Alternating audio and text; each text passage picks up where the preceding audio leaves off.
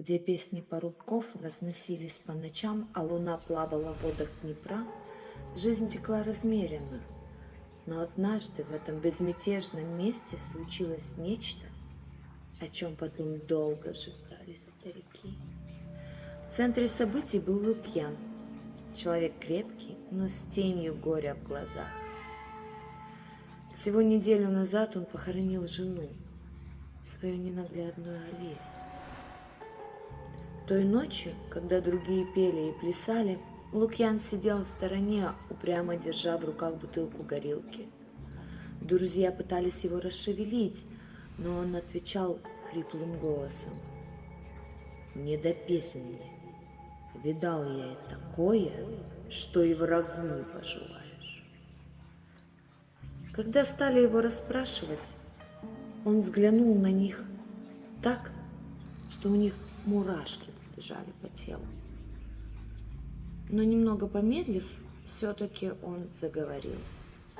Той ночью я не знал, куда себя деть. Пошел к могиле Олеси. Луна светила так ярко, а в груди будто все выжгло. Смотрел на землю и говорил с ней, просил ее: «Олеся, вернись, хоть во сне, хоть как тень, жить без тебя не могу». Еще не успел договорить, как вдруг будто холод пронзил все тело. Показалось, что за спиной кто-то стоит. Обернулся и нет никого. Только ветер завывал. Хотел уйти, да слышу голос. Странный, будто близко и далеко. «Иди за мной, если хочешь ее увидеть». Тут ноги сами меня повели. Не помню, сколько шел, но оказался в таком месте, где и птицы не поют, и деревья мертвые стоят. Впереди церковь старая, разваленная, как в сказках о нечисти. Лукьян затих на мгновение, сделал глоток горилки и продолжил. Внутри темно, только луна через дыры в крыше светит. И вижу ее, Олеся моя стоит, лицо бледное, но все та же. Хотел подойти, обнять ее, да не успел. Сзади шаги тяжелые раздались. Оборачиваюсь, а там он, огромный. Веки свисают до самого пола, будто каменные. Голос у него, как гром. «Поднимите мне веки!» Я не сразу понял, кому он это говорит, но тут из тьмы выскочили тени.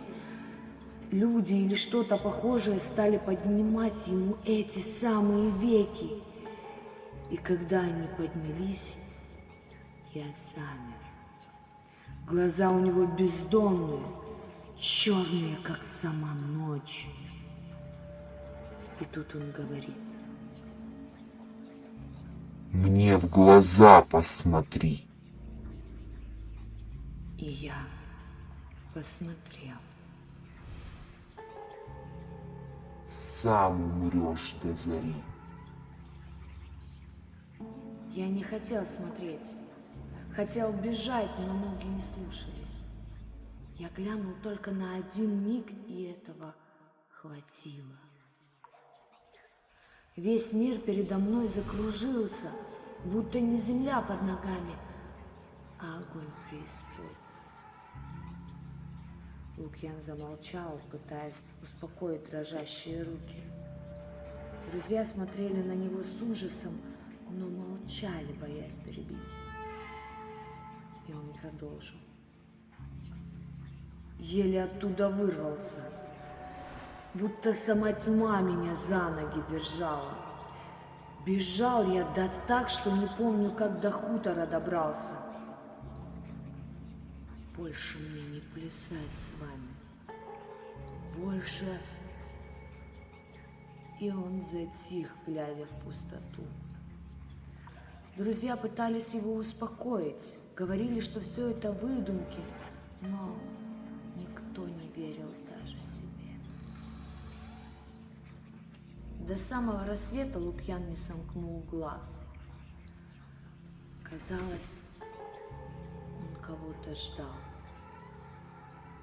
Когда первые лучи солнца пробились через туман, друзья, пришедшие его навестить, нашли его мертвым. Лицо его застыло в гримасе ужаса, а руки сжимали стол так крепко, что ногти впились в дерево.